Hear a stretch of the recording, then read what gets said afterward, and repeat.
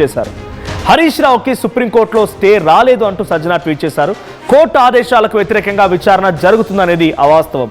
విచారణ విషయంలో తప్పుడు ప్రచారం చేస్తున్నారని సజ్జన ట్వీట్ చేశారు. అసత్య ప్రచారాన్ని ప్రజలు నమ్మవద్దంటూ కూడా ఆయన ఇందులో మెన్షన్ చేశారు. హరీష్ రావు విజ్ఞప్తి మేరకే విచారణకు గతంలో బ్రేక్ ఇచ్చామని, అవసరమైతే హరీష్ రావును మళ్ళీ విచారణకు పిలుస్తామని గతంలోనే ఆయనకు చెప్పామని, అయితే ఫోన్ ట్యాపింగ్ కేసులో ఇంకా లోతుగా దర్యాప్తు కొనసాగుతుంది కాబట్టి మళ్ళీ ఇప్పుడు హరీష్ రావును పిలిచి విచారిస్తున్నామని, ఇప్పటికే కొంతమంది పైన ఛార్జ్ షీట్ కూడా దాఖలు చేశామని, ఇప్పుడు హరీష్ రావు మరోవైపు సిట్ విచారణకు హాజరైన తర్వాత ఇంకా కూడా విచారణ కొనసాగుతుంది, ఇంకా విచారిస్తామని సజ్జన ట్వీట్ చేయడంతో పాటుగా ఈ అంశాలపైన హరీష్ రావు విచారణ ఎదుర్కొన్న తర్వాత బయటకు వచ్చి అటు సిట్కి సవాల్ చేశాడు. అంతా సొల్లు, ఇదంతా ఏం లేదు, అంతా కూడా ఎంత డొల్లు మాటలు సొల్లు మాటలే తప్ప ఇట్లా పెద్దగా అడిగిన దాన్ని మళ్ళీ అడుగుతూ ఉన్నారు. గంటసేపు విచారించి బయటికి వెళ్ళి మళ్ళీ మరి సజ్జనార్తో ఫోన్ మాట్లాడుతున్నారు, రేవంత్ రెడ్డితో ఫోన్ మాట్లాడు తెలియదు కానీ గంటసేపు విచారించి బయటికి వెళ్ళి ఫోన్లు మాట్లాడి మళ్ళీ అవే క్వశ్చన్స్ రిపీట్ చేస్తున్నారు.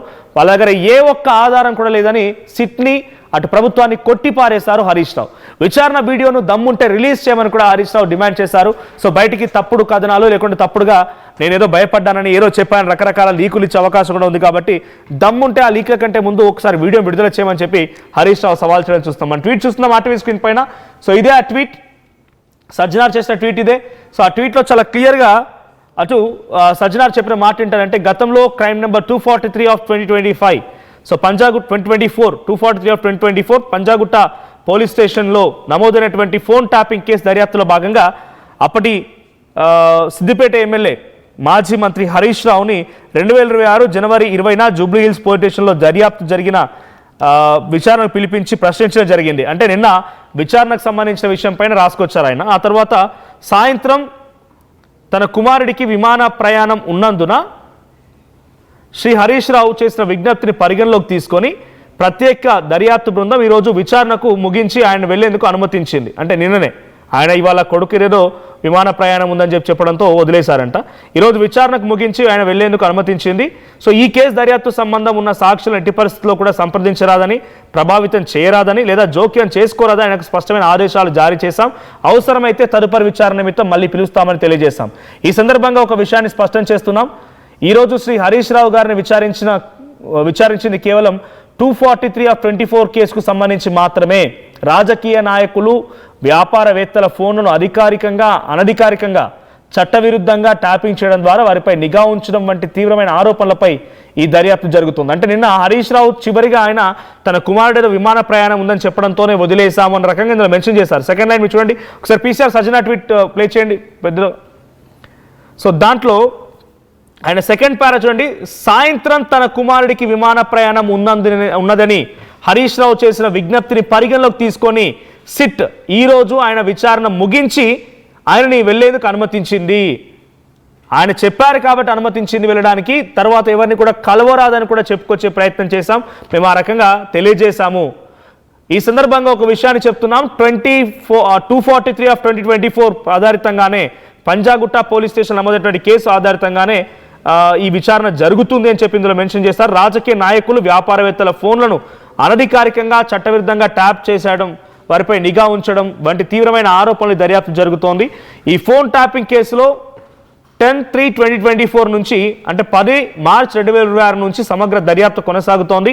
ఇప్పటికే కొంతమంది నిందితులపైన ప్రధాన ఛార్జ్షీట్ కూడా దాఖలు చేయడం జరిగింది. కేసుకు సంబంధించిన ఇతర అంశాలపైన ఇంకా లోతుగా దర్యాప్తు జరుగుతోంది. కావున గౌరవ సుప్రీంకోర్టు ఆదేశాలు ఉన్నప్పటికీ శ్రీ హరీష్ రావును విచారిస్తున్నట్టు జరుగుతున్న అసత్య ప్రచారాన్ని ప్రజలెవరూ నమ్మవద్దని, అటువంటి తప్పుడు సమాచారాన్ని వ్యాప్తి చేయవద్దని విజ్ఞప్తి చేస్తున్నాము.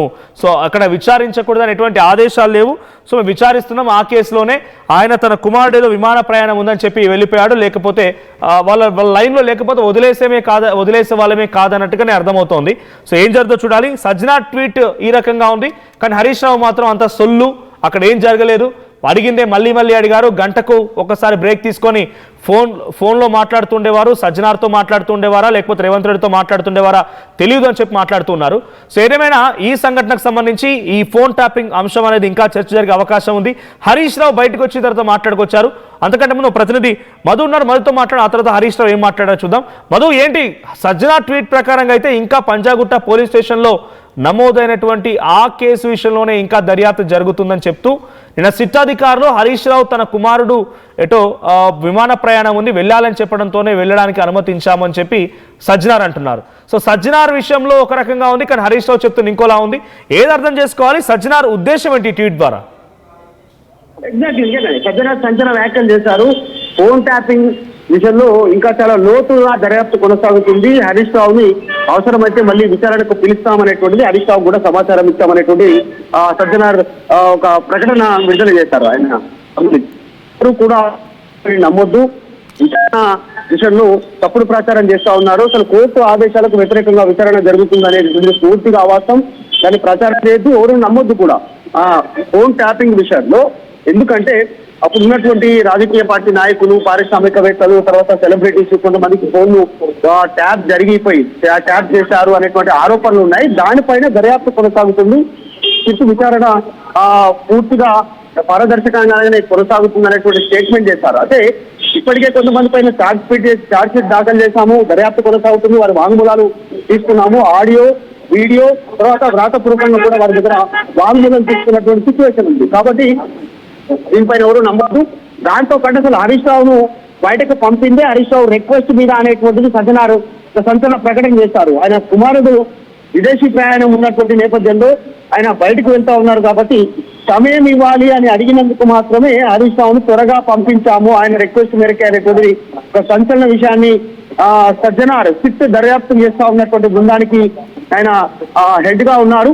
సో ఆయనే ఇది రిలీజ్ చేయడంతో ప్రస్తుతం సస్పెన్స్ కొనసాగుతుంది. ఒకవైపు హరీష్ రావు ఏమో లేదు, క్వశ్చన్స్ తిరిగాడు గారు గంటకోసారి బయటకు బ్రేక్ తీసుకున్నారు ఇలాంటి స్టేట్మెంట్ చేస్తా ఉంటే అసలు తిట్టు లేదు, లట్టు లేదు, పొట్టు లేదు అనేటువంటిది హరీష్ రావు నిన్న ప్రెస్ కాన్ఫరెన్స్ లో మాట్లాడుతున్న సందర్భంలో కావాలనే రాజకీయ వేధింపులు, రేవంత్ రెడ్డికి సంబంధించినటువంటి బావుమరిది బొగ్గు కుంభకోణం స్కామ్స్ సంబంధించినటువంటి విషయంలో ఏదైతే టెండర్ల విషయంలో జరిగిన అక్రమాలను బయట పెట్టినందుకు కావాలని రాత్రికి రాత్రి నాకు నోటీస్ ఇచ్చి రమ్మని చెప్పారు, అయినా వచ్చానని హరీష్ రావు వెర్షన్ చెప్తా ఉన్నారు. కానీ సిపి సజ్జనార్ సంబంధించిన వ్యాఖ్యలు మాత్రం ప్రస్తుతం చర్చనీయాంశంగా మారాయి ఆయన చేసినటువంటి స్టేట్మెంట్. సో హరీష్ రావు తర్వాత బీఆర్ఎస్ దీని మీద ఎట్లా రెస్పాండ్ అవుతుందో చూడాలి.